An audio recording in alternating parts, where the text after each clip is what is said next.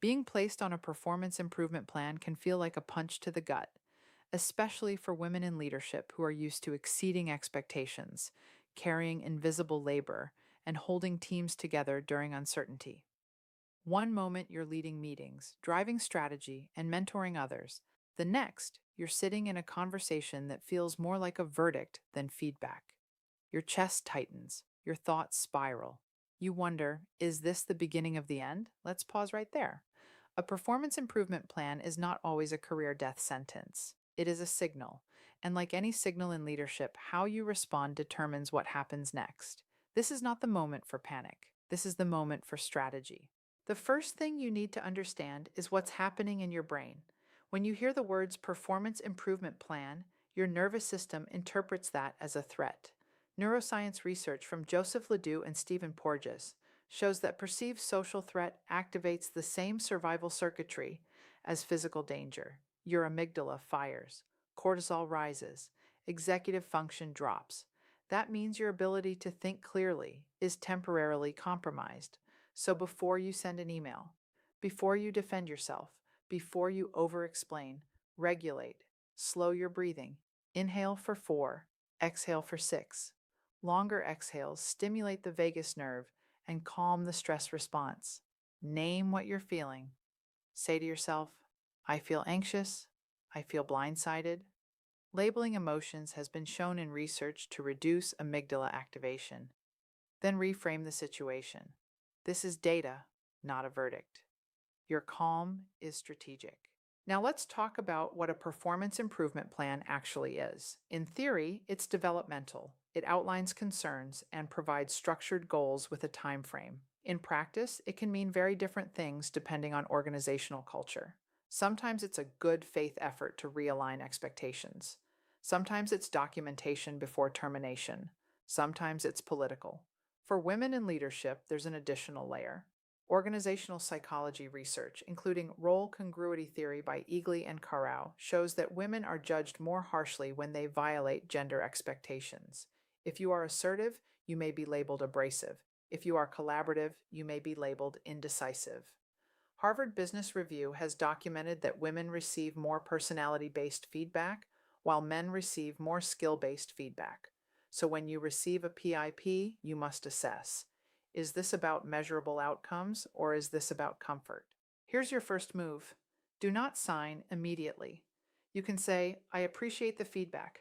I'd like 24 hours to review these metrics carefully so I can respond thoughtfully.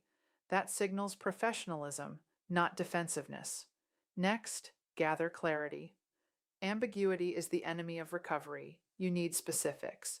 What behaviors are problematic? What measurable outcomes define success? What timeline is expected? How will progress be evaluated? What support will be provided? Use language like this. Can you provide 2 or 3 specific examples so I can better understand the gap? Or, what measurable outcome would demonstrate that I've successfully addressed this concern? Or, if we were to define improvement in observable behaviors, what would that look like? Make them operationalize it. If the PIP says improve executive presence, ask, can you describe what executive presence would look like behaviorally? Is it speaking earlier in meetings? Is it reducing presentation length? Is it increasing cross-functional alignment? The more specific the metric, the more controllable the outcome. Then you audit your own data. Pull performance reviews, pull KPIs, pull project results. Women often over-internalize criticism. Research shows women are more likely to attribute setbacks to internal flaws, whereas men attribute them to situational factors. So ask yourself objectively, is there a pattern? Is this isolated to one stakeholder? Did the scope of my role shift? Was I under-resourced? This is analysis, not denial. Next, create what I call a mirror document. For every claim in the PIP, write your evidence beside it. If it says missed Q3 targets, you write, achieved 95% of target despite a 20% budget reduction and secured 3 enterprise clients now in contract negotiation. This is not combative. This is factual. Documentation is leadership hygiene. After every PIP meeting, send a recap email. Per our discussion, we agreed that milestones A and B have been met, Please let me know if your understanding differs. That creates an audit trail. If this is a good faith plan, your documentation demonstrates progress. If this is a political maneuver, your documentation protects you. Now let's talk about the possibility of bias. If your PIP centers on tone, likability, communication style, or culture fit, pause. Ask yourself, would a male peer be evaluated the same way? Are standards consistent? Is this about outcomes or comfort? That does not mean you dismiss feedback. It means you interpret it strategically. At this point, you implement a dual path strategy. 50% of your energy goes to meeting the plan requirements. 50% goes to maintaining optionality. Update your resume. Reconnect with mentors. Quietly activate your network. This removes the psychological chokehold of feeling trapped. Then build a 30, 60, 90-day tactical plan. In the first 30 days, clarify and stabilize. Schedule weekly check-ins. Confirm expectations in writing. Seek early feedback. Ask, is this aligned with what you're looking for? In 60 days, demonstrate visible wins, quantify outcomes, increase stakeholder communication. Say directly, have I met the standard we outlined? By 90 days, summarize improvements in writing.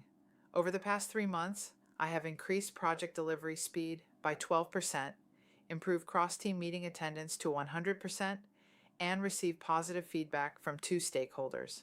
Can we confirm successful completion of this plan? Do not assume silence equals success. Request documented acknowledgement.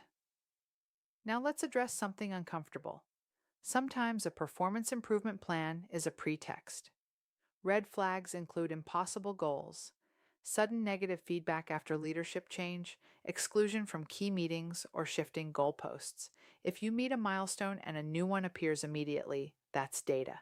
In those cases, you stay calm, consult policy, and consider external counsel if necessary. HR mitigates risk for the company, not the employee.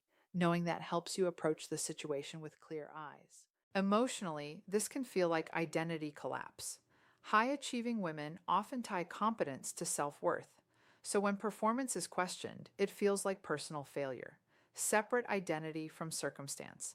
Say to yourself, this is a professional challenge, not a reflection of my worth. Research on self-compassion by Kristen Neff shows that leaders who practice self-compassion are more resilient and less likely to burn out. Strength is not self-criticism.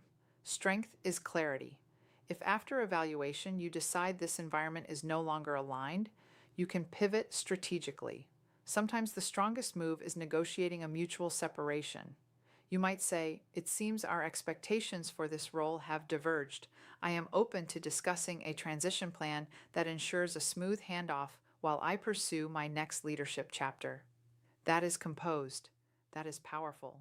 What you must not do is panic overperform. Do not work 16-hour days to prove worth. Overfunctioning reinforces unrealistic expectations. Measured excellence, not desperation, is your goal. Continue showing up prepared, concise, and composed. Speak early in meetings. Quantify contributions. Seek sponsorship, not just mentorship. Executive presence is behavioral. Confidence often follows action. And remember this, many extraordinary leaders have faced crucible moments. Research shows that leaders who navigate significant professional setbacks often develop higher emotional intelligence and stronger strategic clarity. A performance improvement plan is a chapter, not the entire book. So if this is happening to you, pause before you panic. Gather data. Regulate your nervous system. Clarify expectations. Document everything. Assess bias. Maintain optionality. Protect your identity. Leadership is not about never stumbling. It's about navigating complexity with clarity. And sometimes the most powerful move is not proving yourself in a room that questions you. It's choosing the room where you are already valued. Lead with calm. Lead with clarity. Lead with confidence. Make sure to like, subscribe, and grab my free leadership workbook, 5 Steps to Communicate with Calm, Clarity, and Confidence at powerofpeacefulness.com. Until next time, take a deep breath, embrace the present moment, and keep walking your path to peace.